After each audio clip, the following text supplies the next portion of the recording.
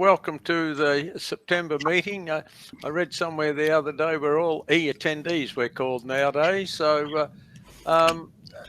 tonight we've got a guest speaker, Linda McIver, and a few other people talking. Harry Lewis is going to monitor the questions for Linda at the end. We got our president, David Stoney Gibson, giving us a report, and George Carbeck with what's on the latest. Now, a few procedural matters. I hope I get this right. I've been nervous all night, but make sure your microphones are muted. So the only people that need to have live microphones is me and the speaker, which will be Linda in a minute. So everyone else, so if you just drag your mouse down to the bottom of the screen, you'll see a microphone thing there. If you just click on that, so we don't get any extraneous noises throughout the meeting. Also, after we have the break, we have the iHelp team, I'm not sure how many, that are going to answer any of the questions that you submit. Now, the link was emailed to you, but if you've forgotten it, I will spell it out for you. I'm sure you all have a pen and paper handy, but it is iHelp-questions@melbpc.org.au. So iHelp-questions@melbpc.org.au. So you have till the end of our break, which is, let me scroll down and see what time we've got our break scheduled for, about 10 past 8. So you've got an hour, you can either do it or do it during the break. If after Linda's talk, we've got a queue and questions for her. To do that, if you look at your screen up the top right-hand side, or on mine, there's a little picture of me. To the left of that is a digital clock which says 7:02 p.m. And to the left of that, there's a little box. If you click on that, it brings up a meeting details thing. And right down the very bottom, you'll see it says send a message to everyone. So if you click there, and you can type your question in there, and Harry Lewis, who's sort of monitoring the question sessions, should be able to read that, and he can put that question to Linda, or she might be able to read it. So welcome again. I'm Peter Bacon. You should have read that. Some of you probably know me. If you don't, well, here I am. So tonight we've got Linda McIver, and she's talking about raising heretics, teaching effective skepticism using data science. So Linda is the founder and executive director of the Australian Data Science Education Institution, a registered charity dedicated to ensuring that all Australian students have the chance to learn data science and data literacy skills in the context of authentic projects with real impact. Linda has a PhD in computer science education and extensive experience teaching at both tertiary and secondary levels through ADSEI.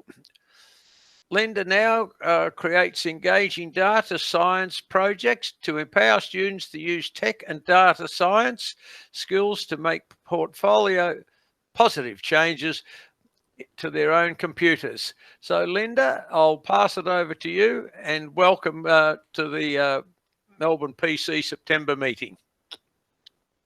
Awesome. Thanks very much, Peter. Please do pop things in the chat if you have questions. I won't be keeping an eye on the chat while I'm speaking, but we can get to it when I'm done. I'm going to share my screen now, so there'll be a slight pause while Google gets its head around things.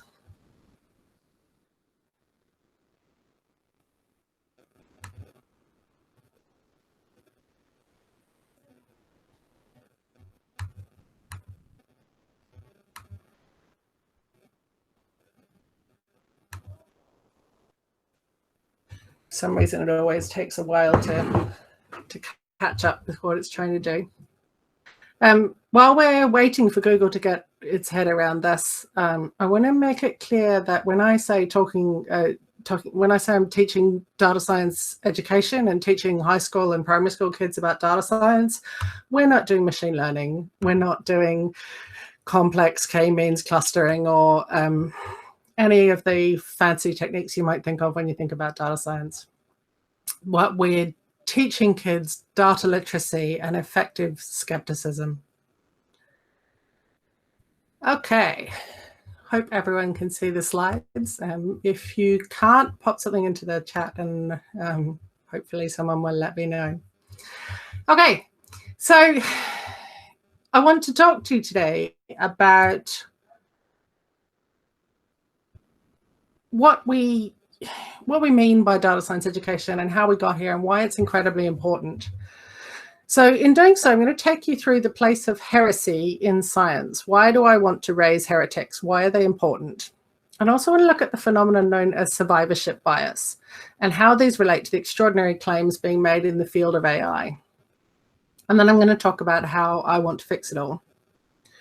Much of our science, technology, engineering, and maths education starts from a foundation of facts and known answers. This teaches our kids that the point of STEM is to get the right answer, whereas the actual point of real-world STEM disciplines is to fix things, understand things, and solve problems. So in this talk, I'm going to show you why I founded ADSEI, the Australian Data Science Education Institute, why we're dedicated to raising heretics, and why heresy is something we desperately need right now, both in the data science industry and in the world as a whole. So let's start by defining our terms. Heresy, of course, is an opinion profoundly at odds with what is generally accepted. And heresy has been crucial to our scientific development. So let's talk about some historical scientific heresies. In the 1840s, Ignaz Semmelweis came up with the radical heresy that doctors washing their hands before and after surgeries prevented disease. Prior to this, doctors went from autopsies to childbirth without washing their hands or even changing their clothes, and they wondered why people died. The idea that this could cause disease was considered so ludicrous that it took decades for the idea of washing hands to be accepted. And by the way, Semmelweis was so ridiculed and pilloried that his colleagues committed him to an asylum where he was beaten and died. In another well-known heresy, Galileo Galilei so outraged the church with the idea that the earth revolves around the sun rather than the other way around, that he was accused of literal heresy and committed to house arrest, and he only narrowly escaped death. In 1912, Alfred Wegener began to publicly advocate the idea that the continents move over time, what became known as continental drift. He too was widely ridiculed, and he did not live to see his ideas finally vindicated, although they didn't actually kill him. In 1917, Alice C. Evans made the laughably heretical suggestion that milk should be heated to high temperatures or pasteurized to kill bacteria that could be harmful for humans. She wasn't taken seriously, being a woman and without a PhD, which, by the way, women weren't allowed to do. And it took over a decade before milk was regularly pasteurized in the US. Incidentally, after her discovery, but before its acceptance, Alice became significantly ill with undulant fever, which is one of the diseases caused by one of the bacteria found in raw milk. And in the 1940s and 50s, Barbara McClintock discovered that genes aren't static sets of instructions passed from generation to generation, but that they can be regulated, turned on and off by other parts of the genome. She described the reaction to this discovery as puzzlement, even hostility, but in the end, her research changed our understanding of genetics radically. And my last example is one of my favorites. More recently, Marshall and Warren's original paper on ulcers being caused by bacteria rather than stress was rejected and consigned to the bottom 10% of submissions. They thought it was so bad. Barry Marshall eventually drank Helicobacter pylori, which is the bacteria that causes ulcers, to prove it, thus inducing an ulcer, which he then cured with antibiotics. So it seems like heresy is a pretty dangerous business, but in fact, a lot of scientific breakthroughs have been considered heretical, especially in medicine. So now I want to digress for a moment to tell you the story of the World War II planes. Many of you might know this story. They were examined for bullet holes to work out where to armor them. Researchers figured that the places with the most holes, which were the wings and the fuselage, needed the most armor. This was the planes that came back from battle. They found no holes on engines or fuel tanks, so they figured they didn't need armoring, until the statistician Abraham Volt pointed out that the planes they were studying were the ones that made it back. The planes needed armor where none of the planes had holes, because clearly the planes that had holes in those other places didn't make it back. I love this story because it's a classic example of the obvious conclusion being dead wrong. And in similar results, the introduction of helmets in World War I resulted in more head injuries being treated in the field hospitals. So the first reaction was, oh my goodness, we have to stop using helmets. But what was the data they were missing? Well, it was deaths. There were less deaths, but more people injured, because the people were getting injured but not dying now. So both of these are examples of survivorship bias, where there's a chunk of data missing from the study, which is the people who don't make it back. Literal survivor bias. So I wonder if you've heard of a company by the name of HireVue. They're a human resources tech company that uses artificial intelligence to select or reject candidates in job interviews based on, well, actually, nobody really knows. They say it's a machine, therefore it's without bias.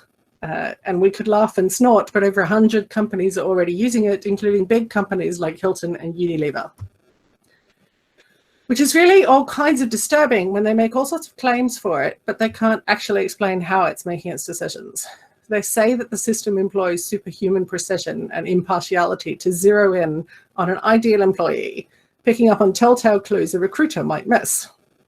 But of course, HireVue won't tell us how their algorithm works, in part to protect trade secrets, and in part because they don't really know. And I'm fairly confident I'm not the only person here who finds that incredibly disturbing. I really like this quote by one of the HireVue executives. Human beings are inconsistent by nature. Well, you can't argue with that. They inject their subjectivity into the evaluations, which of course they do. But AI can database what the human processes in an interview without bias. And humans are now believing in machine decisions over human feedback. That's just terrifying to me. And also, the use of the word database as a verb freaked me out. So Luke Stark, who's a researcher who studies emotion and AI at Microsoft, describes this as the charisma of numbers. If an algorithm assigns a number to a person, we can rank them objectively, because numbers are objective and simple. What could possibly go wrong if you reduce a complex and multifaceted human being to a simple numerical rank? Let's not talk about the ATAR that our Year 12s are currently facing. And I think Cathy O'Neill sums it up beautifully in Weapons of Mass Destruction. Models are opinions embedded in mathematics, and an algorithm is an opinion formalized in code. It's incredibly important that we dispel this pervasive myth that algorithms are unbiased, objective statements of truth. They are frequently bias encoded and magnified in an algorithm. So the whole HireVue system is a textbook example of survivorship bias. They're looking at the people who made it through the same hiring process that they're saying is fatally flawed and thinking that they can predict ideal new hires with only that data. So it completely ignores the people who didn't make it through the initial processes who might have been amazing. And if you have a system which consistently hires only a particular type of person, whether it's white or male or a particular age or from a particular university, then you're going to magnify that bias. It also highlights an issue I've seen raised again and again in works like Weapons of Mass Destruction, Made by Humans and Automating Inequality, which are all ripper reads if you're looking for something interesting to understand this area better. That people believe in numbers, computers, and algorithms over other people, even when they've been explicitly told and shown that those systems are broken. And I have a story about that too. This one's closer to home. So this is my friend Niels Wouters. This is not him in the picture, but he designed this system. He's a researcher at Melbourne University, and he designed a system some years ago called Biometric Mirror. It was a deliberately simple, utterly naive machine learning system that took a picture of the user's face and then claimed to be able to tell a whole lot about the person just from that picture. So the system spat out a rating of ethnicity, gender, sexual preference, attractiveness, trustworthiness, etc.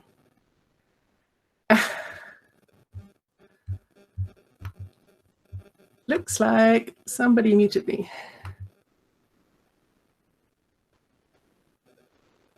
Okay. I can I hear hope you. everybody can hear that. Good. Yep. All right.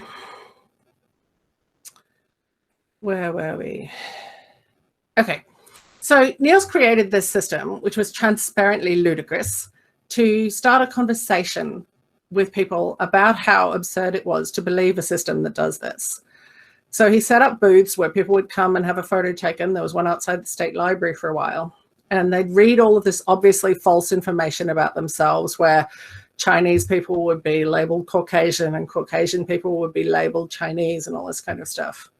And then they'd have a conversation about trust and ethics and the issues with artificial intelligence. So far, so good. It was a noble goal. But there are two postscripts to this story that are horrifying in their implications. First of all, Niels would overhear people walking away from the display, having had the conversation about how obviously false the conclusions were. And they'd walk away saying, but it's a computer. It must be right. And it doesn't think I'm attractive. And secondly, after speaking publicly about all of the issues with biometric mirror and all of the problems with AI, Niels was contacted by not just one, but 3 large human resources companies wanting to buy it. So even when people are told that these systems are flawed and shown how flawed they are, they still want to believe them. And so here's where we start to make the connection between education and the tech industry. Because one of the problems with data science is that we often don't have a lot of time to challenge even our own results, never mind anyone else's. The rush to data riches, which I've illustrated here as step 1 data, step 2 science, and step 3 profit, means that we don't really have time to be cautiously skeptical. We get a result, we report it, and then we move on to the next data set. And people are all too willing to believe in those results. Think about it. I often ask in a data science kind of audience, I ask people to put their hands up if they've ever had to release or report on a result that they felt hadn't been fully tested, that they couldn't bet their lives on. And I usually get about half the hands up in the room. And then I say, now hands up if you think there would have been more hands up if we'd done that anonymously. And nearly every hand goes up. So everyone has had these kind of experiences.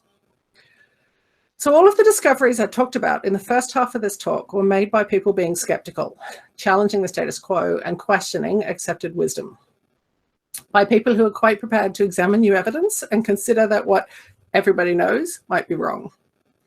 And of course, we need educated heretics so that our skepticism is rational and fact-based rather than denialism and wishful thinking, which we're seeing quite a lot of now.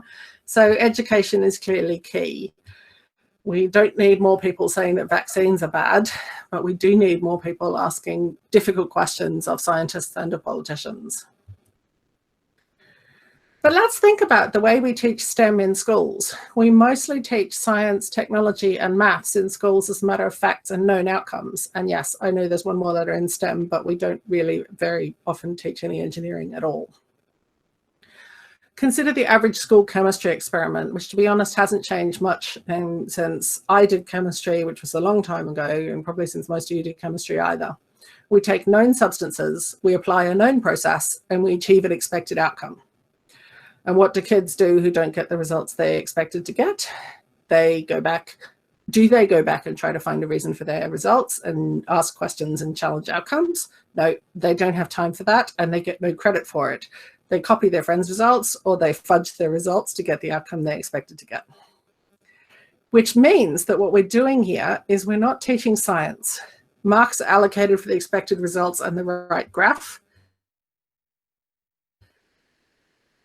And what we're teaching, therefore, is not science, it's confirmation bias. We're teaching kids to get the results they expect to get and to see the things they expect to see. It's the exact opposite of the way science should work. Science should be about disproving theories, and you only accept a theory as plausible when you've tried your hardest to disprove it and failed. And note there that I said accept a theory as plausible, because in real science, you don't consider a theory proven. It's not possible to prove a theory. It's only possible to disprove it. You can support the theory, You can gather more and more evidence that that supports your theory, but it's never actually proven. You can only disprove it. Maths education is much the same. The emphasis is on correct answers and known outcomes, on cookie cutter processes that produce the same result every time. Technology education is often even worse. With a severe shortage of teachers with programming skills, we tend to default to education that uses toys. We call in an external organization to do a day's robotics and we say we've done STEM. Or we teach with programs like this, which are clearly designed to be children's toys. We draw pretty pictures, we make robots follow line, we make cats run around the screen. And what we're teaching kids, if we're teaching them that this is STEM, is that we're teaching them STEM has no purpose, it has no point, it's simply something we're supposed to do to tick a box. What if we could teach with experiments where we don't know the answers? And the good news is with data, we can do that really easily. Can we find a data set that hasn't been fully analysed and thoroughly understood? I could probably hit half a dozen with a bread roll from where I'm standing.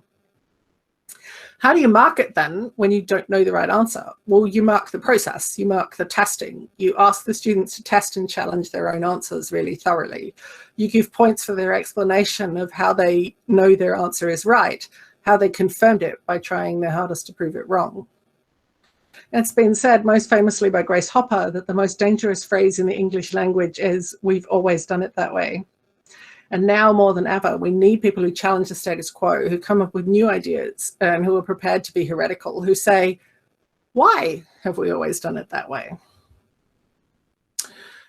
If you look at the images here, these are a couple of examples from when I was teaching at John Monash Science School. This is a year 11 visualization, as is this one, and this is year 10. And they were choosing creative and compelling ways to explore and communicate the data sets that they were working with.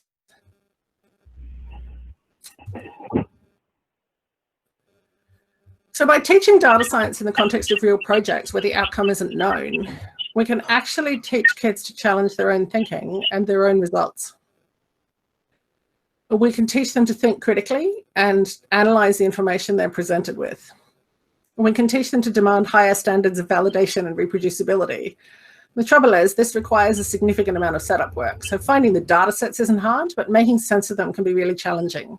So the first data science project that I ran at a school was this one, where we used the Senate votes for the federal election, but just the Senate votes for Victoria.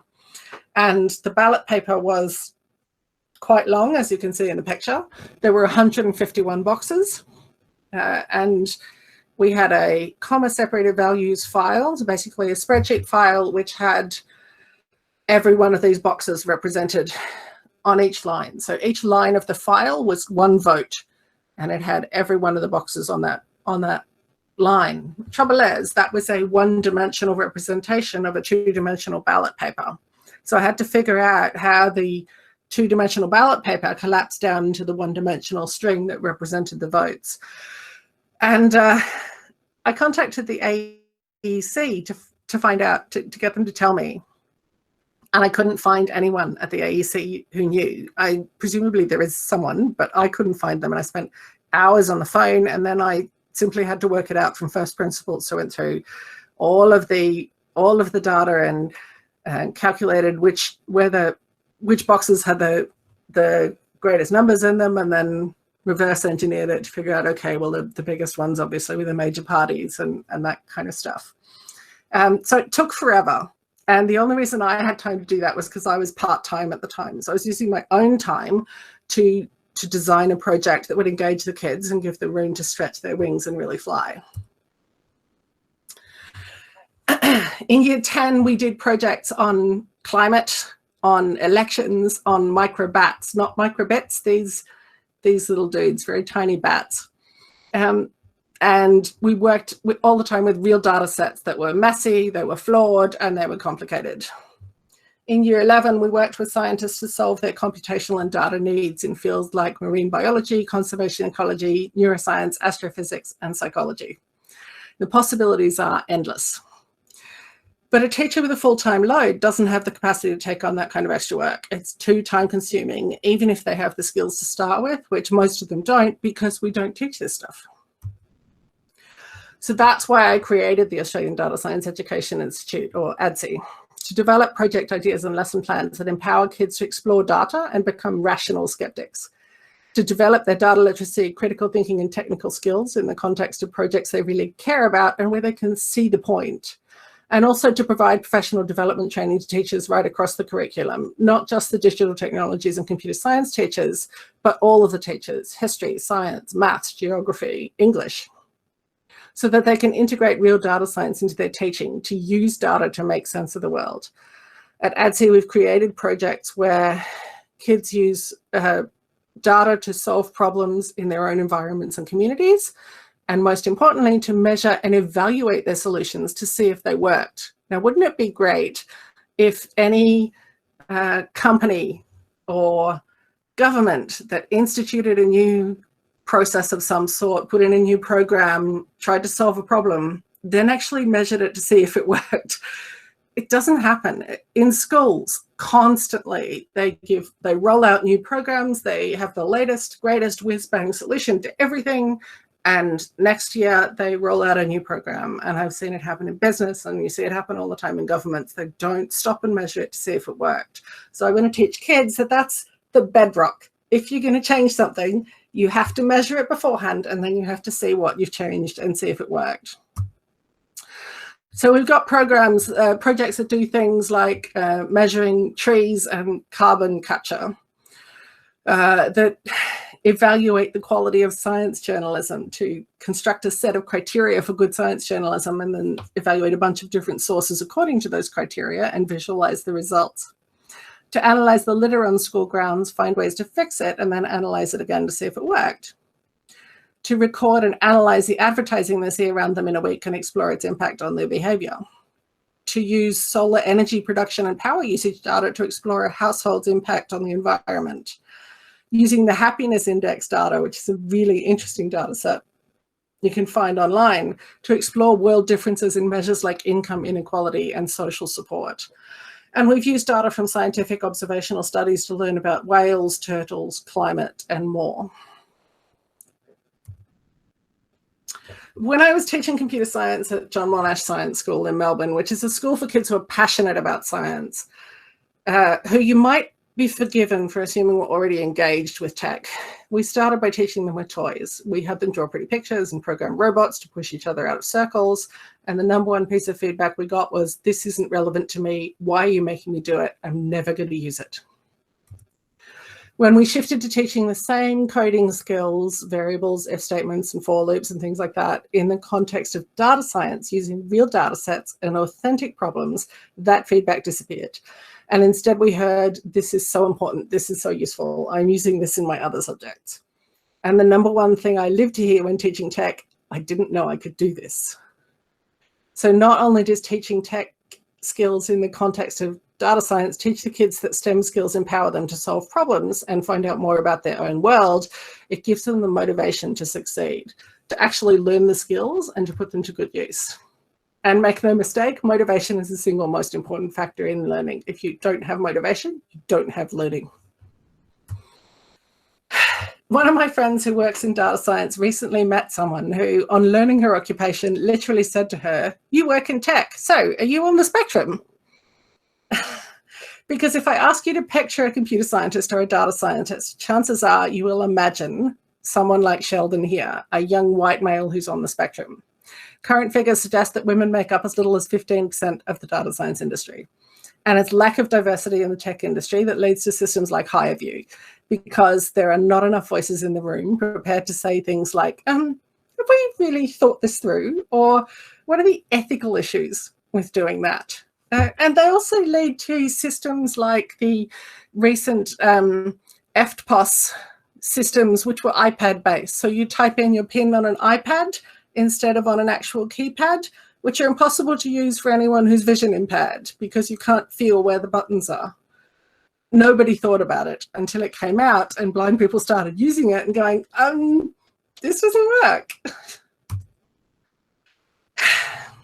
It also leads to tech solutions that work beautifully for the types of people represented on the development team, but that have serious limitations for everyone else. Unless you think that women simply aren't cut out for tech and there isn't actually any bias in the field, think about the 2016 study of open source code on GitHub that found that code submitted by a woman was more likely to be accepted than code submitted by a man, but only if the woman's gender was not identifiable from her ID. So ADSEI's work isn't going to turn every student into a data scientist, but it will give kids the option of being data scientists who wouldn't have had it otherwise, because they'll understand the power of data science and they'll know that it's something they can do. And that is phenomenally empowering. And the good news is that you can empower ADSEI by donating through the Give Now link at the bottom of the presentation. Thanks very much. I hope there are some good questions to get the discussion going. Thanks very much, Linda. Extremely interesting. I've made a couple of notes. I've got no questions for you, but I was very fascinated by your statement is that that's the way we've always done it.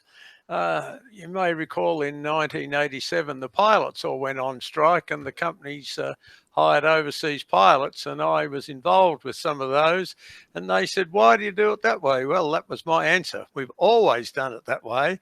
And of course, with a lot of them, it had a lot of overseas experience. And of course, you know, sometimes we did change to what they were thinking. So I thought that was, you know, a very good way of putting it. It's a really good insight. I love that quote. Yes, yes. And also, I was having to look to see if there were any questions. I noticed you put the iHelp address up there for me. So anyone who was looking there and they want to dial iHelp, I think. But I'll pass you over to Harry. I think he's going to fire the questions at you. So, Harry, I'll leave it up to you. One real fan already there, and I'm sure you've got lots more. I did see that. That was great. Just to make a comment that anyone who's at the meeting is more than welcome to post a comment or ask a question using the chat facility. As Peter said earlier, if you've got a computer, you can see a little chat icon top right of the screen. I think with mobile devices, it's mostly you have to press the 3 dots to make the chat option come up. So yes, and now we've got a seconder to Ron Brooks. Okay, nice. There's so much in what you told us, Linda, that it's difficult to know what to focus on. This is a rather superficial question, though. You gave examples that were almost breathtaking in their scope. A lot of your work must involve finding public data sets. Yes, yes, very much so. And not just finding public ones, finding interesting public ones, and interesting public ones that it's possible to make sense of. And that last one is often the challenge. You know, there's a lot of public data repositories like data.gov.au, but a lot of the data sets on there are really, let's just say, opaque, not well documented. Sure. If we move on a little bit to your mechanisms for changing the world, and that you're working primarily through teachers, because that gives much more leverage than occasional classes with students. And just an example of what struck me when you said you wanted the evaluation of the students' work to be based on the quality of their reasoning and their actual process rather than on the product. Yeah, I remember a not very formative experience of mine when I managed to find a non-standard proof of one of Euclid's theorems, and I was marked down for it, and that has always stuck in my mind. But that sort of thing devastates me when people are penalised for thinking outside the curriculum. That should be the behaviour we're looking for. That should be rewarded and encouraged. Well, but what I'm thinking here is, this is quite a lot more demanding on the teachers, isn't it? So it can be, and that's one of the reasons I founded the organisation, to try to give teachers that support. We've also got teacher support groups on Facebook and elsewhere to try to make sure that we know that when teachers try something new, if if it goes wrong and they're not supported at the point where it goes wrong, then they'll pull back and go back to where they were comfortable. So it's very important that when things go pear-shaped, because things are always going to go pear-shaped sooner or later, something's going to go wrong. They need support at that point so we can get them over that hump, and, you know, someone else can pitch in and go, oh, yeah, that happened to me and this is how I get around it. It can be quite demanding, but if you set it up well, and that's what I'm trying to do with the projects that I've designed and all of the materials that I give to teachers, it's possible to set it up so that the marking actually isn't any more complicated than the marking on a standard project. It's a matter of giving teachers the confidence, really. The problem with the term data science is it scares the living daylights out of people. And if I advertise that I'm offering data science courses for teachers, I get no sign-ups. But if I advertise that I'm offering STEM courses, then they sign up. And so it's data science by stealth, because they think when I'm talking about data science that I'm talking about machine learning and k-means clustering and, you know, wildly complicated statistics that they've never seen before and aren't comfortable with. But I'm not. Yes, right. And in a way, I don't like the term, but it is a special case of critical thinking, what you're looking for ultimately in the students, isn't it? Yeah. The question. That's exactly right. Yes, yes. Teaching critical thinking came in after my time as a university teacher, but it was part and parcel of what we were doing in my discipline, which was philosophy. I love talking with philosophers because they've always got a different angle on things. They've always actually thought about things in deeper ways, and that's what we need to be teaching the kids to do. Have you had much evidence of the effects in terms of the outcomes on the ultimate clients, which are young students? I mean, how long has this been going on now that you've been doing this? So I started teaching it at John Monash in 2011. I was doing it with my year 11s, and it wasn't until 2016 that I started doing it with the year 10s, because I had to battle to get the powers that be to accept it. And what I saw was that kids who were not engaged in STEM, and that was a lot of girls, but it was also a lot of boys who didn't see themselves represented in the industry,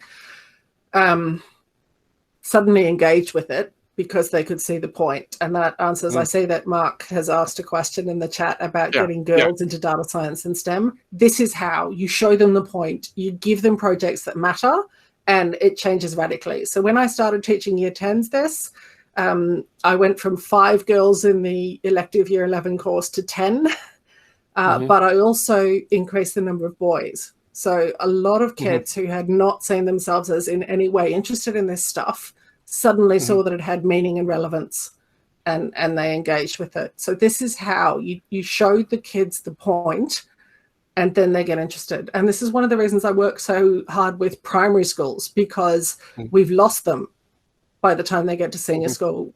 John Monash starts at year 10, and those kids are already believe that they can't do tech. So you have to start at primary school. You have to get the kids engaged and motivated from, 5 years old upwards. You show them the point of this stuff. You show them they can do it, and then you get an entirely different cohort taking it up as a discipline. Yeah, I'm sure that's right, because something here about human development, isn't there? That the way the traditional education systems work, it's more regimented at the start, and things are opened up much later. But then that's topsy-turvy, because you train them not to trust their own judgment, whereas really what you want to do is to enable them to trust their own judgment early enough that they can bring that forward. There's and a sound give them problem. The skills to test it. Yeah. I'm getting a slight breakup of sound there. I don't know if other people are. Yes, good. My goodness. So what next for you and your organization, Linda? Where from here? Do you just carry on doing the same thing, or how are you going to take over the world? So the long-term goal is to train the trainer, to start having people doing what I'm doing around Australia and around the world. I've been running workshops around Australia pre-COVID, but there's only one of me, and I don't spread very far. But I'm also busily writing a book called Raising Heretics, which kind of sets all this out and lays out all the evidence and all of the all of the issues around it. So I'm hoping that'll have an impact as well. I see that Kirsten's asked about how COVID has affected what I'm doing, and it's basically given me the opportunity to write the book. So I'm still running some workshops and developing resources and things, but I'm also taking some time to write the book. Mm-hmm. I see there's a very optimistic question from our president. When are we going to see some of your students in government? Well, actually, my first crop of year 11s graduated in 2012. So it might not be as far away as you think, because some of them are incredible. Most of them have gone into science, though, which is good, but we need some in politics too. Now, you may well have been too busy to research this particular question. Are you unique on the planet, or have you found any fellow conspirators elsewhere in the world so far?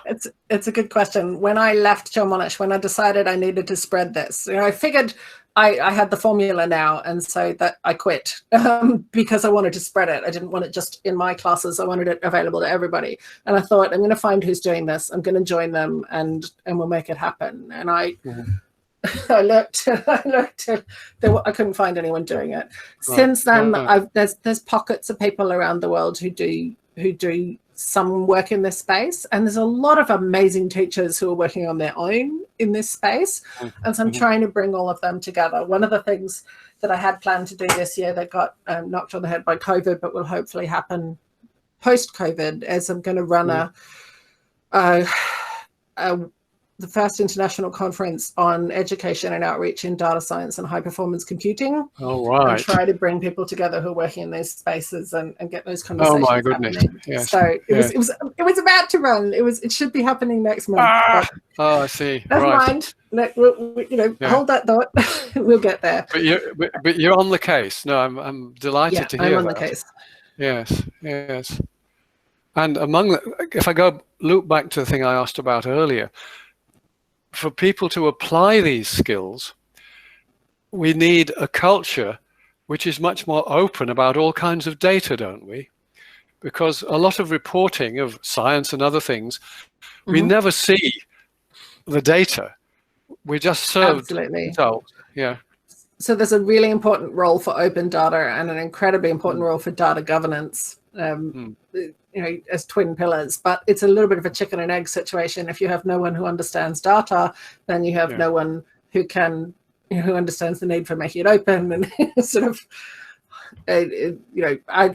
one of the things that I'm trying to do, which is perhaps one of the reasons I get so tired, is that I'm trying to tackle this from all of the levels at once. So I'm trying to change teacher training. I'm trying to train the teachers who are out there, and I'm trying to get to the kids right now. And it all takes time. I've also got to try to change the curriculum in my free time. Do you ever sleep? Not as much as I'd like to. But it's really nice to have a job that gets me up in the morning that I'm excited about, and where I can see the point. Just as much as the kids need motivation, I need motivation too, and this is pretty good motivation. Yeah, there's a slightly challenging question coming up from Ian Goding here. Teaching medicine became problem solving a few years ago, and that led to many students not having some important concepts. Should some concepts be taught traditionally along with the essential problem solving in your wonderful data science investigations? So I completely understand the issues there and the concerns, but if you do the problem solving well and you set up the problems well, then you can ensure that they cover off all of the concepts you need to cover. You don't, it's a lot more work. It really is. And sometimes people, when they do problem-based learning, they think, well, we'll just grab any old problem and say we've taught a course, and you can't do that. If you want to make sure particular topics get covered, then you do have to choose the right problems. But also, what we're trying to teach them really is how to think and how to learn. So, for example, with chemistry, my daughter's doing year 12 chemistry right now, and she is learning fact after fact after fact and formula after formula after formula, and it's not useful. It's really not useful. You can look that stuff up. What she needs to do is what you should be focusing on is how to apply it and how to understand it. But that's not, there's not room for that in the curriculum at the moment. Right. And I'm not sure how far, I think probably the education system I was most familiar with is even narrower than the one in Australia, but I'm thinking about specialism. The idea, the example of medicine, and indeed your daughter reminded me of this, that, and the law is a similar discipline, I think, where there are a huge number of facts that you're supposed to need to remember. And you do want your GP to know quite a lot of facts, don't you? Like how the body works. Well, that is true. You know, they don't and want to be. They've got to know where to look. You know, if you come with a symptom, they've got to know the kinds of systems that can trigger that. And there are, look, talk about the survivor, the bias thing. Every now and then there pops up the story of somebody with a very serious disease that was not detected because it wasn't in the normal caseload of a GP, because they'd been to a foreign country with a weird, you've been into the forest in Africa or something, and picked up something more survivable than Ebola, come home, and the symptoms are a little bit like something familiar. So in a way, we can't prepare for that, except you can prepare for not being right. Yeah, and that's the key. You have to believe in the possibility that you can be wrong. It's an idea I came across at a conference a few years ago, and there's a name for it. It's called fallibilism. It's the assumption that you could be wrong, and therefore you test really carefully to make sure that you're on the right track. And I have been to a lot of doctors and specialists. I sometimes refer to myself as a professional outlier, because if there's some bizarre way to present, or some weird way to do something, it's going to be me. And I've been to a lot of specialists who are like, well, obviously it's this, and then they do what they would do for that, and it turns out to go disastrously wrong, and they go, oh, well, obviously it's that. Like, could we have a little less of the obviously, please? A little bit more of them, maybe, and perhaps we should test some things. Yes. So when I use the word specialism, I was actually thinking of the hard sciences, where what they call formation takes an awfully long time. And whether it needs to is one of the questions you're implicitly raising, because the other concept of specialism you just touched on, which is in the culture of medicine, isn't it? I mean, applied medicine, curing people, that once they've decided you belong with that specialist, they're never going to see something else, because they're blinkered, professionally blinkered. And that's I've had specialists send me away saying I'm fine because I don't have anything in their field. Exactly. That doesn't mean fine. It's not the same thing.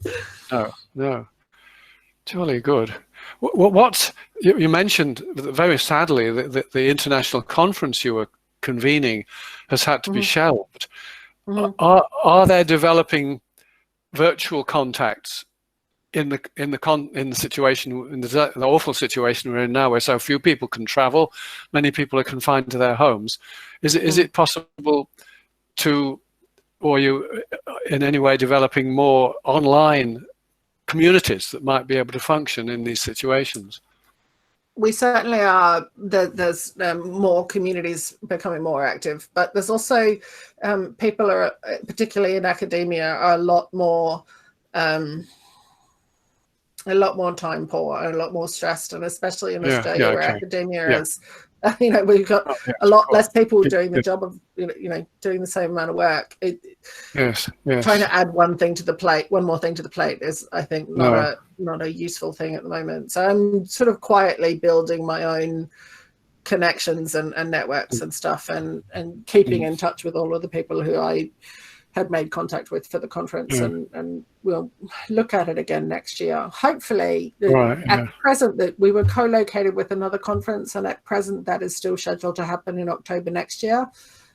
We don't know what the situation will be then. If it's all sorted and everybody's vaccinated, then that'll probably go ahead. But otherwise, I might look at then, hopefully, the dust will have settled a bit and people will have settled into routines, and we might be able to do something online. Yes, one can only take things day by day, I suppose, at the moment in those terms. We just don't know what things will be like in 6 months, let alone a year, do we? I'm just reading the comments. There's some fascinating. There are actually some side conversations going on as well, which is very nice for the people who can do nothing but look at the chat. I like the comment, Peter's comment about aviation, and that you need to have input from everybody, and that can be a really real problem in very hierarchical systems where you can't challenge the captain, and it's really important to build the kind of culture where you can challenge the captain, and in fact you should challenge the captain, and you need to have that debate and explore all of the possibilities. And this has opened up, I'm going to say a can of worms, but opened up a dimension that is not necessarily hidden, but the heretics got squashed by the establishment. Yeah. In other words, you're empowering people who might otherwise not be given power by opening up questions that they otherwise might not have been allowed to ask. Yeah. So as long as there's a right answer, the Pope can know it. Yes. Yeah, and that's how we viewed teachers for a long time. It's also how a lot of us still view doctors, that they are infallible and unassailable purveyors of truth, and from that position there is nowhere to go. Yes. And no challenging the dogma. So we have to tackle that. Yes. So there are deep cultural and psychological and political aspects. I'm not saying you're a politician. I'm just saying if you think through the kind of liberation and empowerment you're looking for, it takes us in very interesting directions in the wider community. It absolutely does. And it's not always a comfortable road to travel. I haven't always got along very well with my bosses. In fact, with some friends and I formed a little club called the Unbossables because we won't do what we're told unless we believe it's the right thing to do. And I see that as a good thing, but a lot of bosses don't. So it can be a difficult path to tread, and that ties in with, I see Ron's asked, do teachers have the freedom to teach or guide students in this way? And I would say not all teachers, but a lot of teachers have a fair bit of freedom in their classrooms, and so they do have the opportunity to do this kind of stuff. But not always. It does very much depends on the school and on the leadership, and even on the particular faculty you're working in, and whether your faculty head is a decent person or not. Sometimes they're not. Yes, right. So over the next, say, few weeks, what will your professional activity be? I mean, what does that as a shape of your daily life, as it were, into which this is all fitted? So at the moment, a lot of it is focusing on writing the book. I'm also giving a lecture to a bunch of Masters of Education students at Sydney Uni next week. I'm speaking at a New York AI meetup.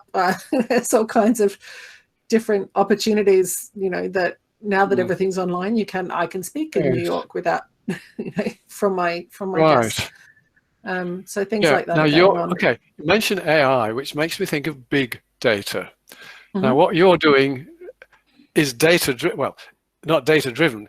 You're looking at areas where data analysis is important, and summarizing and analyzing.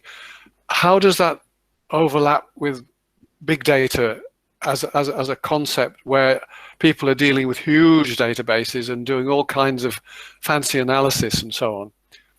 So big data is where these kind of skills get even more important, because you can't look at a big data set and sort of eyeball it and see what their answer should be, which means that what people often do is they'll work with a big data set, they'll get a result, and as I said in the talk, just say, haha, I got a result, and move on.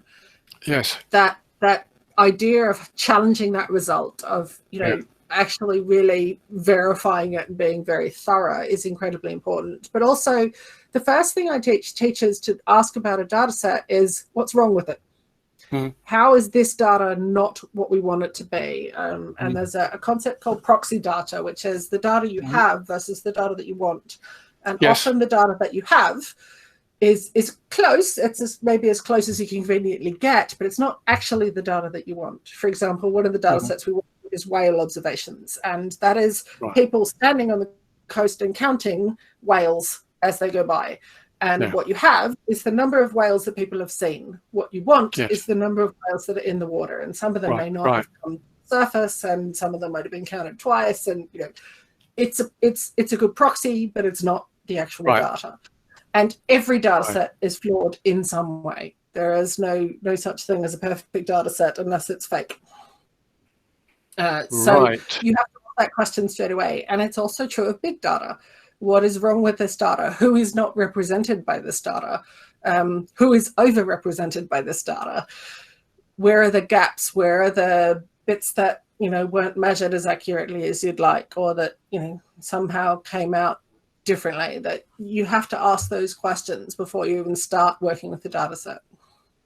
But I suppose when you've got huge data sets, the idea of checking individual calculations is not there. This reminds me of part of my history that I've completely forgotten about until this moment, where I was party to a little group of people talking about theoretical computer science. And it was partly about the problem of surveying proofs and so on. This overlaps with issues in mathematics and the proof of the four-color theorem and so on, where you've got in that case an effective proof which is almost unsurveyable by a human.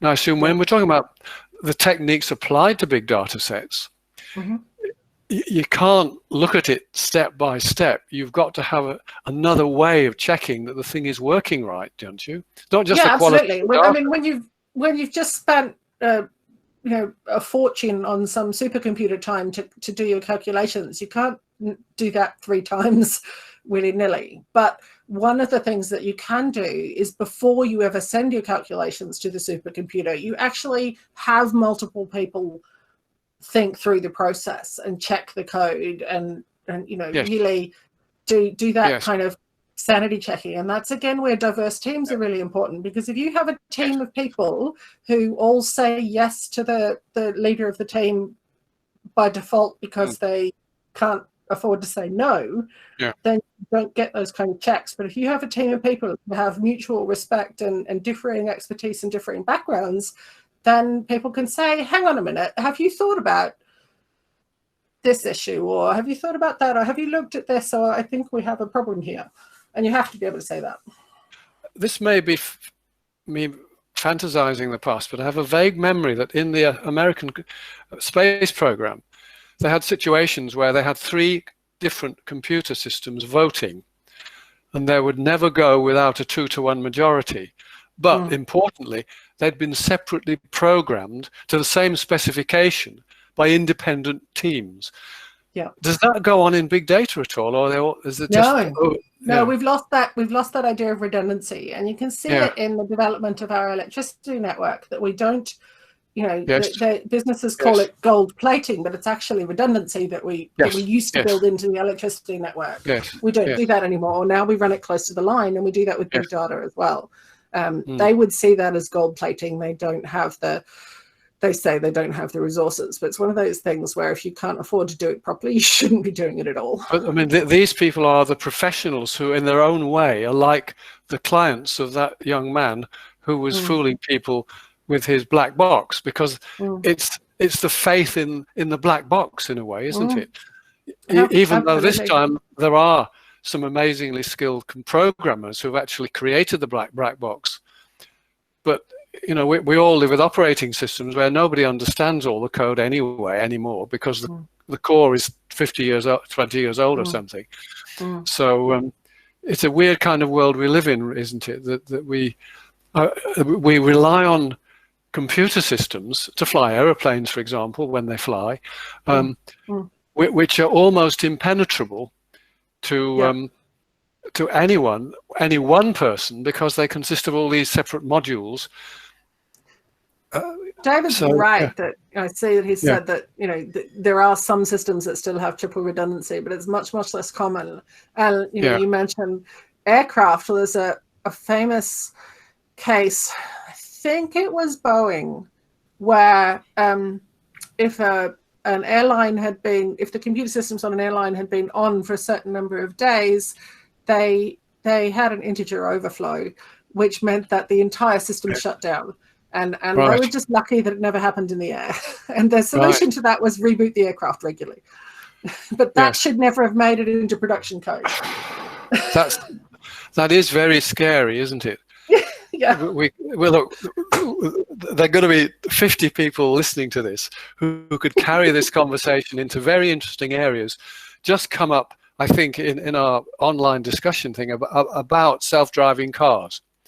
Because a self-driving car drove into the back of a stationary police car somewhere in the USA in the last 48 hours, I believe.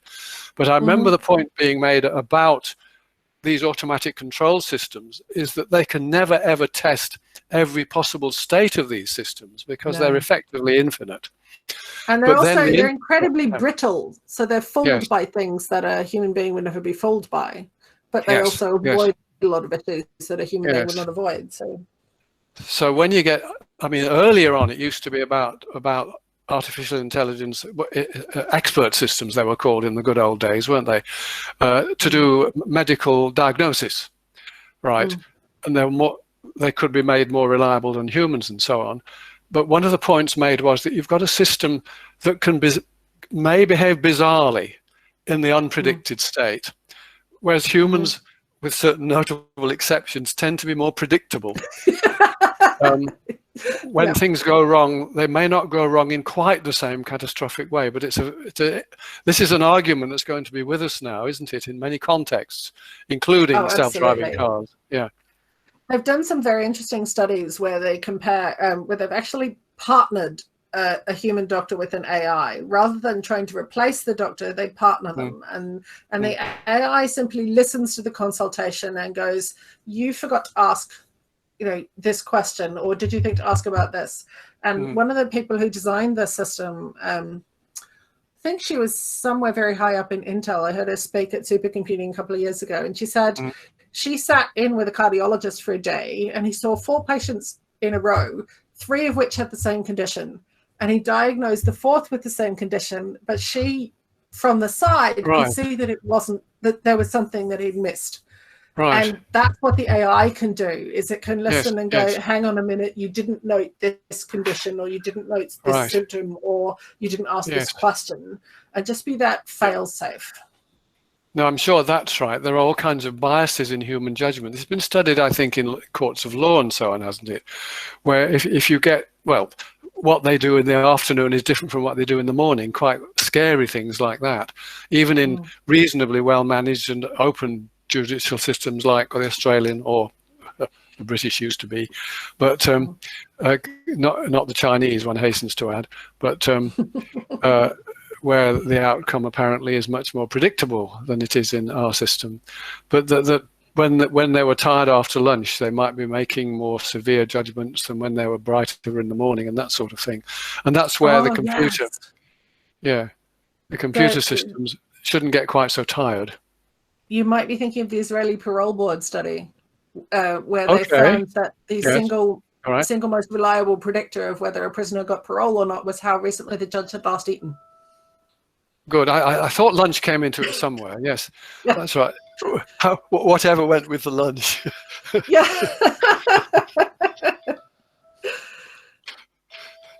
Yes, I did have a rather delightful colleague who used to say, I might have some food with my lunch. And a handful of people listening will know exactly which department I'm talking about. Hello, Harry Peter. And Linda, I'll just stop my bell. How do I stop it?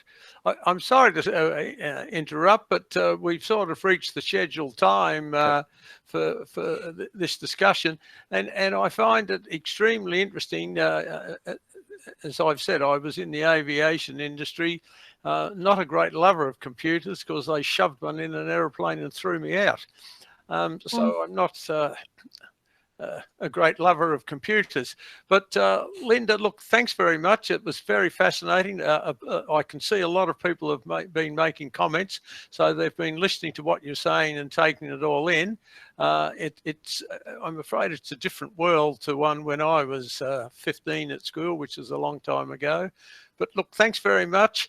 Now, my embarrassing thing My is pleasure. that normally if this was at Moorabbin, at our normal meeting, I'm in the habit of presenting the speakers with a bottle of wine, and I find it very hard. But we're a very high-tech club, and our president has got some 3D printers. So I've asked the president if he wouldn't mind printing you a bottle of wine and emailing it to you. So I'm not sure when he'll do it, but it could possibly turn up in your inbox tomorrow. And also the club, in appreciation of what you've done, would like to make a donation to your organisation. So I've also asked the president to print some notes and also email them to you. So look, I appreciate that. thank you very much for that. You know, it was really great hearing all that. So Pleasure. It was a lovely conversation. I really enjoyed it. just before we break, I want to tell you about Doug Smith.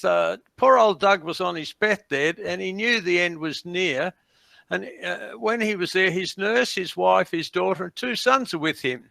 So he says to them, Bernie, I want you to take the Avenue Road house. Sybil, take the apartments in Rosedale.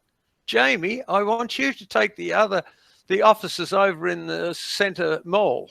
Sarah, my dear wife, please take all the residential buildings on the banks of the Don Valley Ravine. The nurse is just blown away by all this.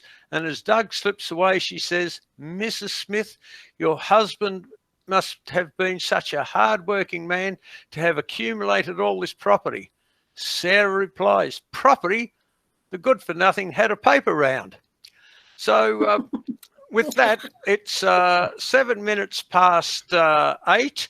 5 minutes on that is 12 minutes past. So 12 minutes past 8, we'll come back and continue on with the meeting. So you can have a toilet break, a cup of coffee, and we'll see you back in 5 minutes. Folks, we'll just hand over to David Stonia-Gibson for the President's report. So it's over to you, David. I don't think David's around. I think his children would say David's a square, but never mind.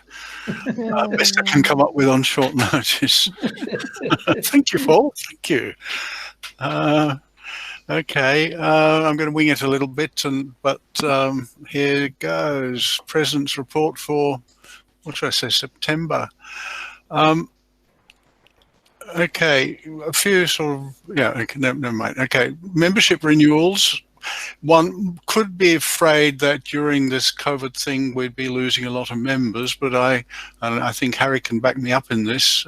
So far there's been a few dropouts, but not any vast amount.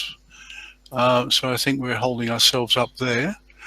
We're trying to do things to keep members, of course, and I think these online main monthly meetings. There's a good find, Kirsten, with that lady, Linda. Very interesting. One of the comments there was that it's the best talk ever. So there you go. So there's that. There's been a long-standing kind of an unwritten policy. I'm not sure if it's ever written actually, but in the club that non-members can attend 3 meetings and then they're asked to join. I don't know if that was ever meant to be 3 individual SIG meetings, 3 times at any one SIG, or what it was. But during this COVID thing, at least, the committee has decided to be a little bit more relaxed with that and essentially say, look, we welcome non-members into our SIGs, but we do want to know your details so that we can stay in touch with you by email and possibly SMS and things like that. So it's really to try to use this opportunity to offer something to non-members to make them familiar with the club, and hopefully they're going to join. Then after COVID, we may tighten up a little bit more again, but right now the policy is to be fairly relaxed about that. Office 365 transition, that's still going on. The transition team has, and if you're there, Hugh, you can correct me if I get this wrong, or Rob, the transition team has has currently been working on a batch of a second batch of pre-migrations with about 160 members. What the process there, as I gather it, and I'm not doing any of the on-the-ground work, the process there is to transfer the bulk of a member's data and then contact them and say, look, most of your data has been moved across to the new platform, to the Google platform. Here's how you sign in, and as you sign in, we will move the balance that may have accrued in the last couple of days. Is that about right, Rob? Close enough, David, close enough. Yeah, close enough. Yeah, thank you very much. Meanwhile, back at the ranch, Kirsten's been working on making Zoom available for the SIGs. Really, the motivation for adopting Zoom was because a lot of people were finding that works better than technically, and is more attractive than the one we're using at the moment, Google Meet. So we took out some licenses. Now we're trying to work out ways so that the addresses of individual meetings can be predictable well in advance, certainly preferably remain static. So it then becomes much, much easier to market those meetings to all members. So we don't necessarily have to be signed up to SIG A before you can get a notice and join in a SIG A meeting. So that's what's happening on that front. I've got one other thing here.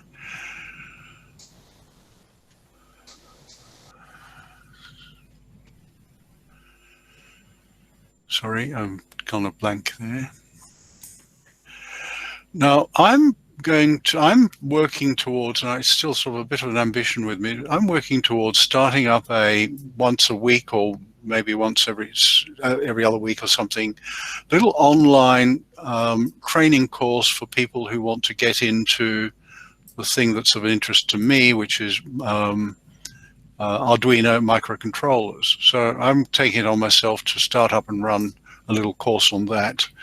And that's part of sort of my contribution to try and come up with interesting things and engaging things for our members, and to attract non-members as well. So it'll be made available to people in that community in Melbourne, to make things more interesting and entertaining for people during this COVID thing. So if anyone there has a particular skill set, it doesn't necessarily have to be to do with computers and things. It could be, I don't know, pumpkin scones for all I care, that they're prepared to share and do an event online. I'll do my best to give them the support we can from the committee. Creative writing, a trivia contest. I could sort of see us maybe having bingos during the week or something like that, just to keep people entertained. So I'm very open to suggestions on that if there's something you would like to do to contribute to that sort of effort. And one final thing. These meetings, currently we're moving our meeting, running our meetings online, which is really cool. I'm pretty sure that it's going to take quite a while before the after effects of this whole COVID thing go away. I think it's going to be a long time, even when the restrictions are relaxed, before people, particularly our more mature members, shall we say, in my age group and older, want to go traveling around and mixing in with large groups of people. So I would really like to see people coming up and maybe joining in some sort of group effort to come up with ways to have hybrid meetings where we have people in the physical room at the same time as we have members joining from their own homes. So please think about that. I posted this on Yammer as well. I've had a few likes, but I don't think I've had a lot in the way of actual inputs. I can't do this all myself. I can't drive this all myself, but I would like to create the environment where this can be developed as a joint project. So please, if you have skills in that area, let me know, send me an email, And I had a special email address, but it doesn't really matter. Just send an email to the president, and we'll maybe put together a meeting with those people who are interested to contribute. We'll put together a Zoom meeting in a few days' time. Sorry, that was a little patchy, but that's it from me at the moment. Thank you. Any questions? That's probably a bit hard, David, unless they wanted to paste it in chat.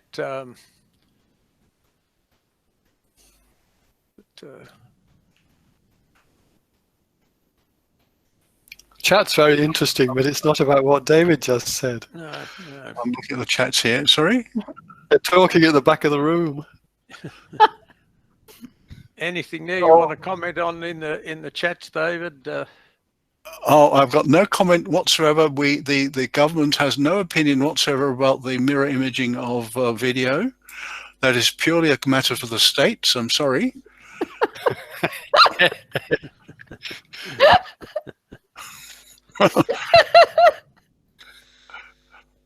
And Clive Maynard is complaining about his T-shirts and this week. Well, tough, mate.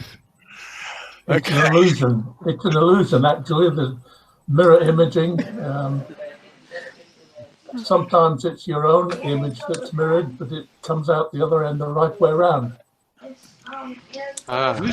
that talking? His camera is pointed straight John out. Thompson.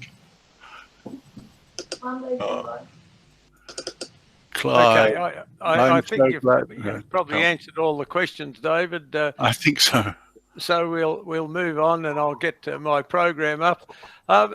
Just for everyone's benefit, in case I've got a distorted sense of humour, the club is going to make a donation to Linda's organisation. It'll be a real note, not a one that David's printed. So rest assured we've done the right thing. So I'll just hand over to George. He's going to give his usual presentation of what's new and what's going on. I don't know whether he's got a cure for COVID-19 yet, but I'm sure he's got some interesting stuff. Over to you, George. Okay. Thank you very much. I will talk about COVID-19 again. But the ADSEI company has introduced a version of its autonomous aerial machine to operate as a firefighting solution. It says that it's specifically targeted at high-rise firefighting, aiming to address issues such as insufficient height of fire rescue ladders, some very large skyscrapers, reach of the nozzles, and potential for traffic in urban centres to slow down the response. According to that company, its autopilot and centralised management system will allow it to remotely be dispatched in advance of the first responders. It's capable of carrying up to 150 litres of fire foam and 6 fire extinguishers bombs that are guided by a laser aiming device. I watched a video of it. It looks very impressive, 10, 15 stories up. There's a fire. It can shoot those fire extinguishers, bombs, go right through the window, sort of explodes and snuffs out the fire.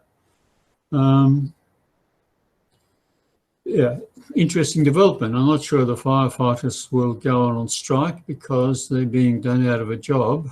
Well, they're not really, but it can reach and help them. Interesting development. Well, obviously, the Chinese are working on autonomous flying vehicles. Now, something about placebos. There's evidence show that they work even when people know they're placebos. No kidding. And I'll give you a few facts. There's a few pages, so I'll give you a summary. That they can still work even when people know they're taking inactive pills. the research shows that a growing body of studies suggests honest placebos have a role in modern clinical practices.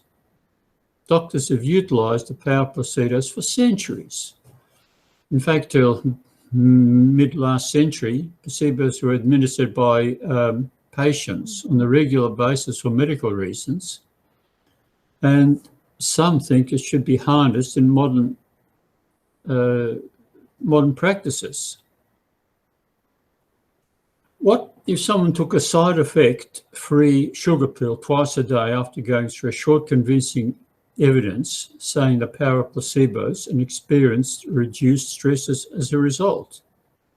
This shows that non-deceptive placebo studies work and promise positive results for conditions such as irritable bowel syndrome, emotional distress, chronic back pain, and looked at other measures, self-reporting data. And participants given a non-deceptive nasal spray and told to inhale just saline solution.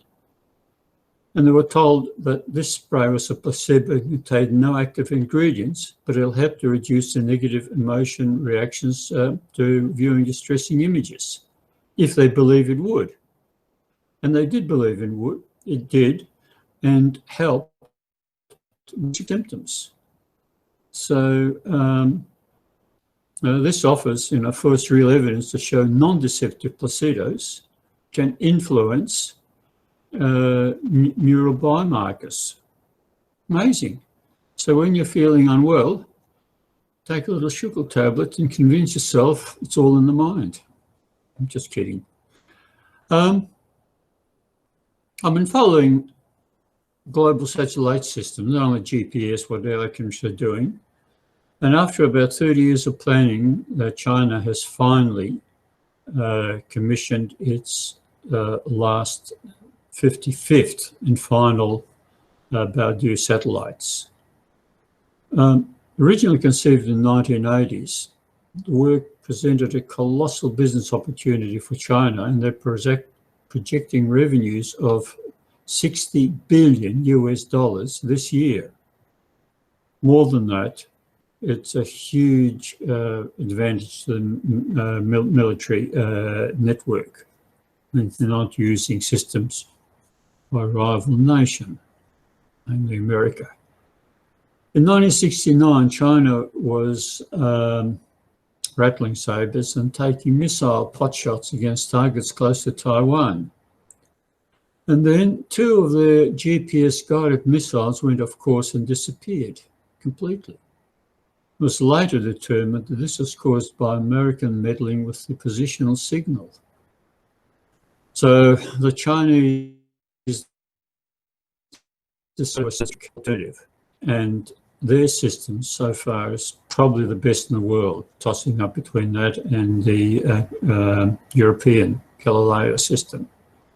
Average accuracy 2.3 millimeters, but in various areas it's down to centimeter level. Speed better than 20 centimeters per second, and timing accuracy better than 20 nanoseconds. It's 20 millionths of a millionth of a millionth of a second. The armed forces have much better accuracy, and also it offers SMS communications through satellites. Now, Apple, Samsung, among others, are using the Baodu signals to improve the quality of their phones. And last year, more than 70% of all phones were Baodu based. Now, something else vaguely in the same thing. We all know the International Space Station has got, but there's a material, I'm not sure if I can pronounce it correctly, perovskite, and other solar cells have been developing over the last 10 years or so to challenge the silicon-based device and they tested in space for the first time. Not only did they work well, but they're much thinner and lighter, which is very important in space because it costs a hell of a lot to get every kilo into space, even in a low Earth orbit. And found that those extremely light cells were able to absorb diffuse light coming back from the Earth. Silicon can't do this. Silicon's been the material of choice, but in spaceflight, size and weight needs to be kept to minimum. And the produced power per weight is called specific power. And that's very, very high. 1 kilo of those solar cells would cover more than 200 square meters and produce enough power to have 300 standard 100-watt light bulbs. That's 3 kilowatts. That's not bad for 1 kilo of mass. That's about times what was currently up there. Now, moving along the same line, just a little bit about the rubidium oscillators. Most of you, or many, I'm sure, are aware that the most accurate clocks on Earth is not the planet Earth, that tends to lose time, but cesium atomic clock, and that's how the second is defined, so many million oscillations between two frequencies of the cesium clock. Now, the rubidium oscillator has been created around a miniature atomic clock. By the way, the cesium one that's on photos, it's the size of a large fridge and weighs hundreds and hundreds of kilos. These are now housed in 5-pin, 5 centimetre by 5 centimetre by 2 centimetre package, and power consumption is under 6 watts. The cesium one needs to have cryogenics, cooling, etc., etc. And the monthly drift is, the drift is about 1 second per every 100,000 years. Okay, that's not close to the cesium one. That's about nearly 1,000 times more accurate. But for satellite usage, that is quite accurate. 1 second per 100,000 years. That's not much drift from day to day. Now, something which has been mentioned on, mine's gone blank. MelbPC, about the fastest internet speed has been clocked an unbelievable 178 terabits per second. That's terabits. Faster now that you can download the entire Netflix library in under 1 second. Netflix library is huge. It's got the Game of Thrones. 7 seasons, about 6 that's umpteen hours just in that one, plus the thousands of others. UK engineers have developed new technologies to squeeze more information into the existing fibre optic infrastructure.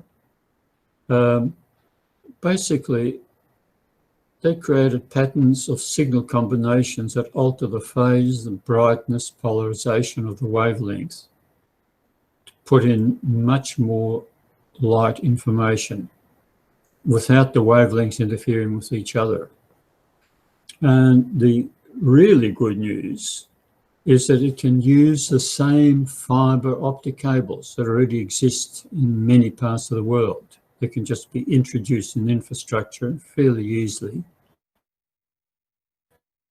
So all the cable upgrades to the amplifiers, which appears somewhere between 40 and 100 kilometres or so.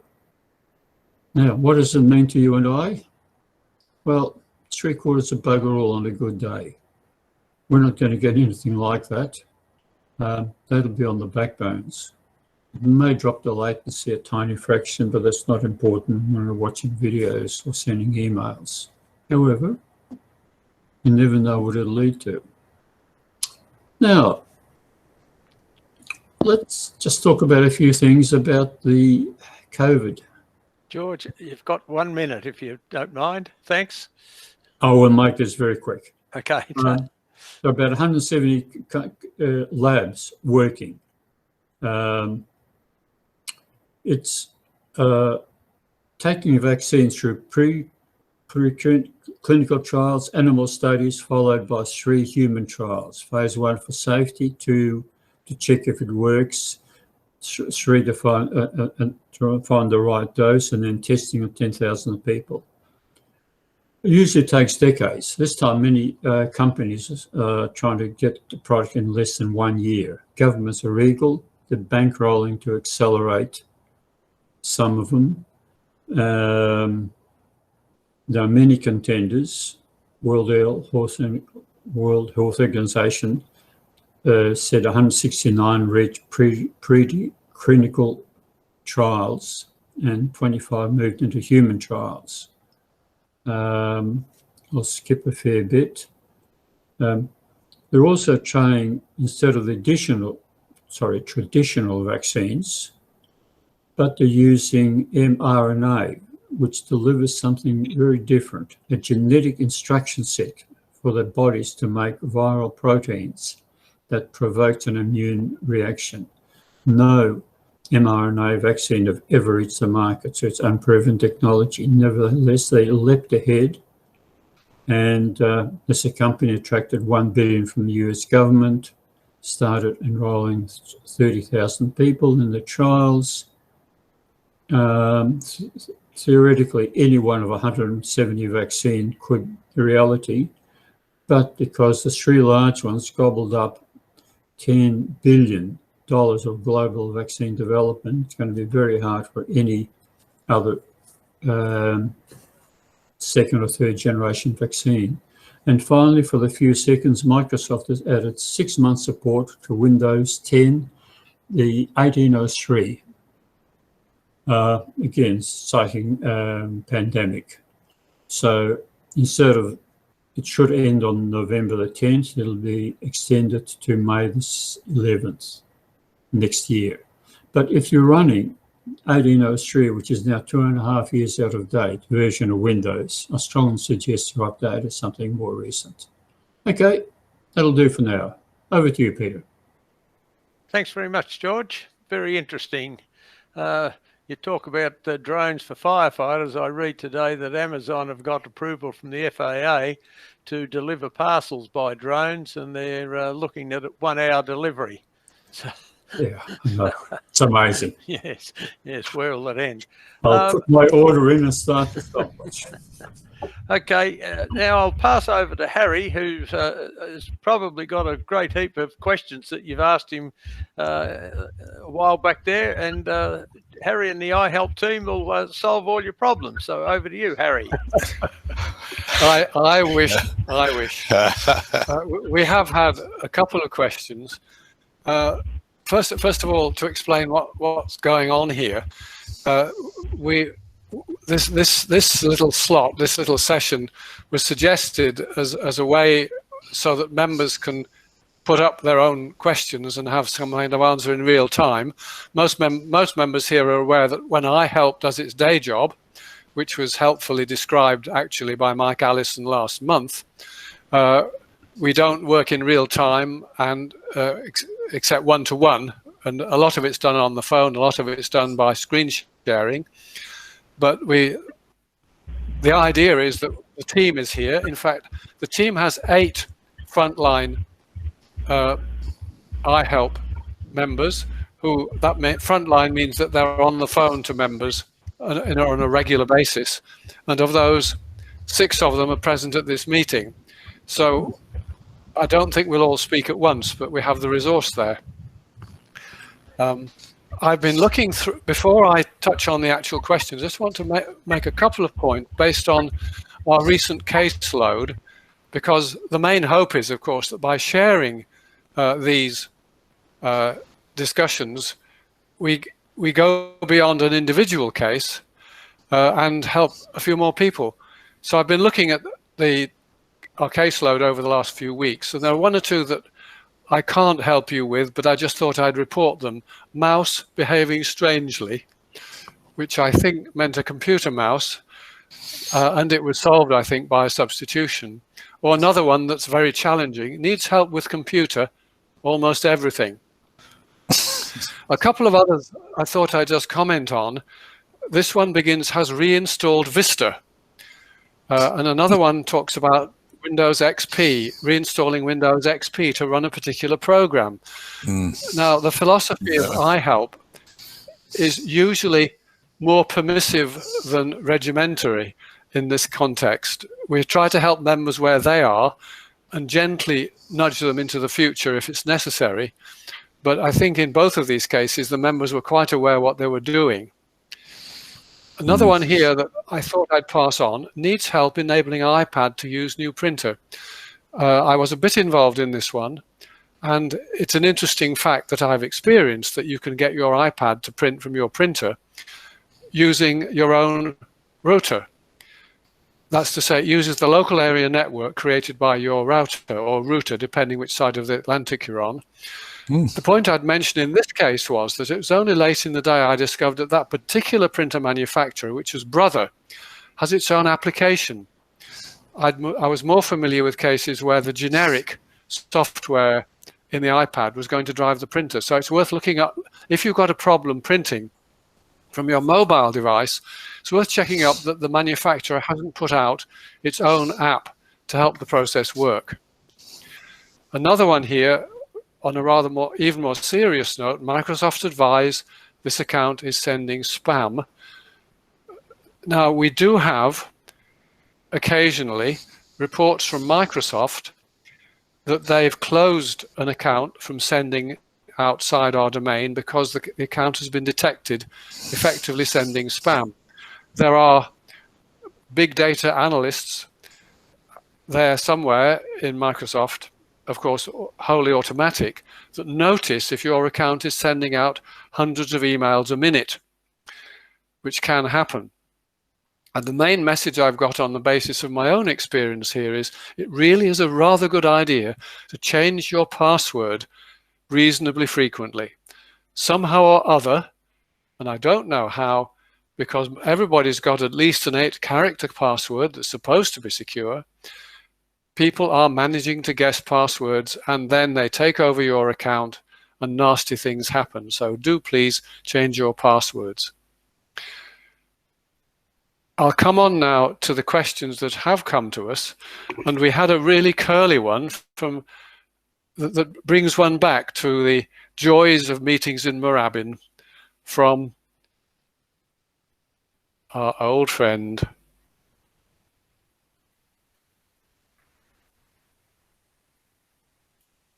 where is he? Are you there? Sorry. Tom, are you there, Tom? Tom Rado sent us a question. And it's yes, well beyond my pay grade to answer it, because it involves interaction with a you've got sound, Tom? Can you tell us a bit? Yes, it's the registry of an investment. It's a company registry where they keep the record of your shareholding. And it's a question that I was trying to, first of all, they encourage you to, if you got an issue, to go to their website and all the information about the dividends they paid. And at this time of the year, they send out tax statements for property trust, and which is complicated. And this particular company is using Link in market services as a registry. I think a lot of people are conversant with computer share, but Link is the opposition. And I rang them up because I couldn't find it. And the fellow said to me, yes, it should be on the website. And I said, I got the website open, I logged in properly, and all that, and still that particular category of information is not there. So he went through and he logged in as myself, and he found that it was there. So he said, well, he's going to check. He came back and he said, it's not their system, it's my browser or something there. So, all right. So I went to another browser, the same story. And of course, I cleared the cache, and I cleared all the cookies and all that. I even disabled my antivirus security software, which is Kaspersky, just for a short time, same thing. So I think it's at their end, it's something to do with their transmission, but they don't seem to understand that. Do you agree with that? Okay, thank you for that, Tom. If anybody who's at the meeting wants to comment, we've got the chat thing open. I'm happy that Tom reported that, although it might be regarded as a rather niche interest, because I think what Tom has done is a very good example of what it's helpful to do when websites don't do what you want. So he knows that it could be something to do with a particular browser, so he's changed his browser. He knows that browsers can do funny things because they're storing cookies, or even using old copies of the web page, which is the cache. So he's dealt with that. Now, as it happens, there's one comment up, what about trying reader view? This is about the browser now, Tom. Philip Lynch is saying, what about trying reader view? Also, though, you've got an email. I don't know if you've read it yet, from Secretary Emeritus Geoffrey Keenan, who's happy to talk to you about it outside the meeting. So, because I don't know. I think Jeff probably has picked it up just from the soundtrack of the meeting. So I'll leave it at that. But I just wanted to bring out how good your own problem solving had been, even though it didn't quite get to solve the problem. Thank you. So I'll leave that there. What Philip meant. Sorry. It's taking off now in the comments, but Philip meant is reader view enabled, as it hides links. So he's wondering if there might be links in the pages that you're missing. I'll leave that with you, and you'll be able to see it on the chat. And Dave Simpson's come in asking how many different browsers. You've tried 3, didn't you? No, I tried one. I use Google Chrome, that's my regular browser. Then I tried the Microsoft Edge, which is my standby browser. Right. Okay. So 2. The answer to Dave's question is 2. I would like very briefly to go to another question that's come in, although only to say I'm hoping it's been answered. Just let me get it in front of my nose here from my email program so that I can talk about it. I better go to the right program, hadn't I? Here we go. Yes, Ian Goding, who's been with us in the chat already, wrote to ask about the change to G Suite for email. And Ian, if you're there and willing to come in again on the chat, President David did talk about this. Do you have any further questions that you wanted to ask at this stage? Or are you happy now that we carry it forward on the basis of what you heard from the President? Just got to get back to the right page. Oh, bugger. There we go. Is he there? I'll just go back to his message, because there was one thing I thought of adding to what he asked, if he's not immediately coming up. I can't look at 2 screens at once, so I'm going to look at the message now. He asked about the approximate timeline, and as I understand it, Ian, because I am involved in the process, but not as well, in a different way from Hugh, McDonald, who's here. The process is driven in the background by the actual migration of your mailbox to the new system. But in the foreground, as it were, it's also driven by the pace at which we can help members to go through their own process of logging into the new system. And as David Stonier-Gibson said, at the moment, there's a batch of about 160 who are in the pre-migration stage. So we'll be a lot wiser in a couple of weeks' time. But what I can say with confidence is that you'll be given advance warning. And the other point that the president made was that your mailbox is being migrated for you. As many people here know, last time, and indeed the time before, I was involved in both of those migrations myself. It was up to members to migrate their data. We gave advice as to how to do it, but we didn't do it for them. This time it's going to be done for you. The mailbox data will be migrated for you. How long will the change take? For you, it'll be instantaneous, as it were, in the sense that as you log into the new system, you will see your email already migrated. For the whole 160 odd accounts, I'm not putting money on how long it'll take, but that's what we're doing. I'll just pause now. I'm looking at got to catch up. How long does it take for a batch of 160? Well, I mean, Hugh can comment if he wishes, but I think the point is that happens in the background. The actual, as it were, physical movement, the electronic movement of your data happens in the background before you know it's happened.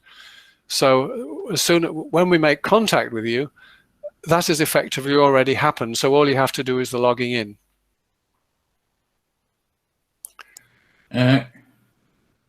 May I ask a question on that? Of course. Well, I usually go to the website, to their particular website, to check whether they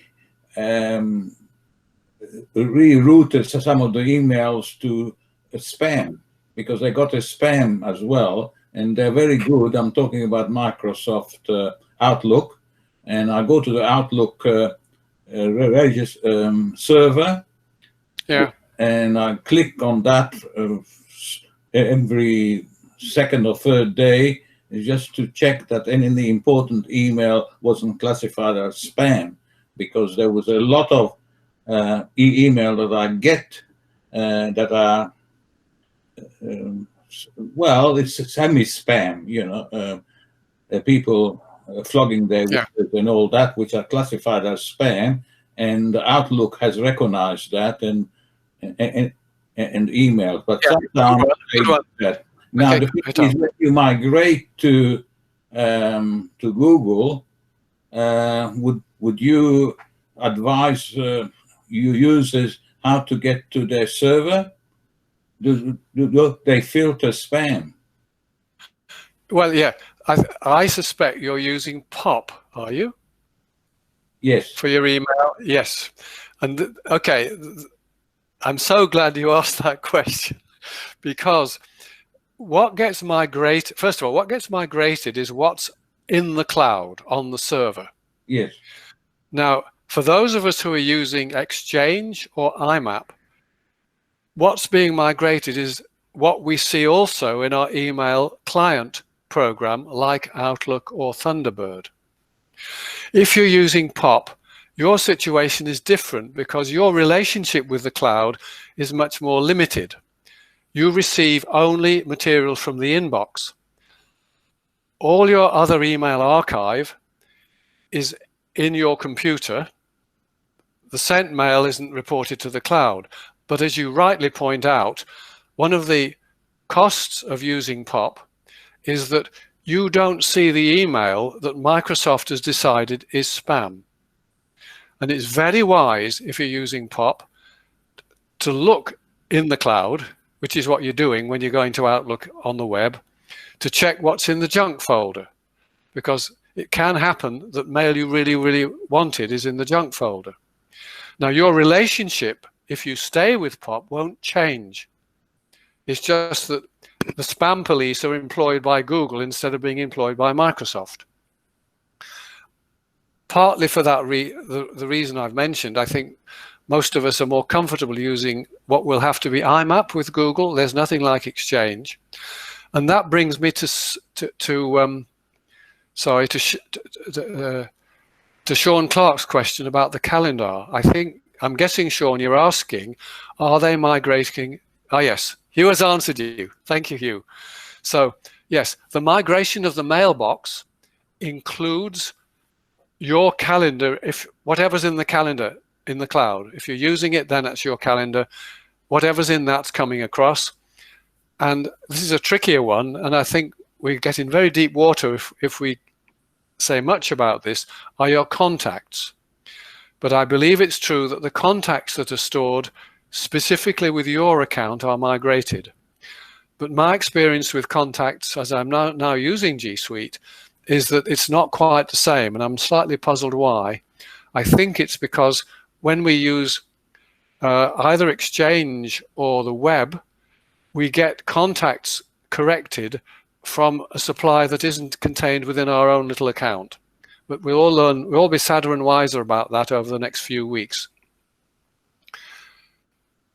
So there we go on that one.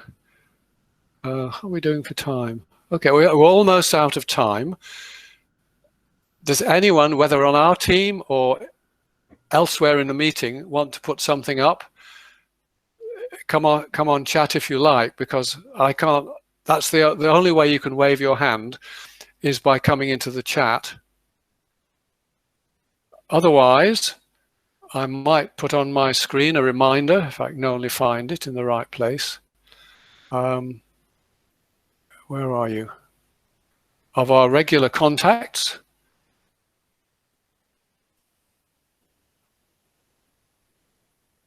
Yes, I'm not finding it. So I think, as many of you know anyway, fortunately, our email address is ihelp@melbpc.org.au, and our phone number is 92764088.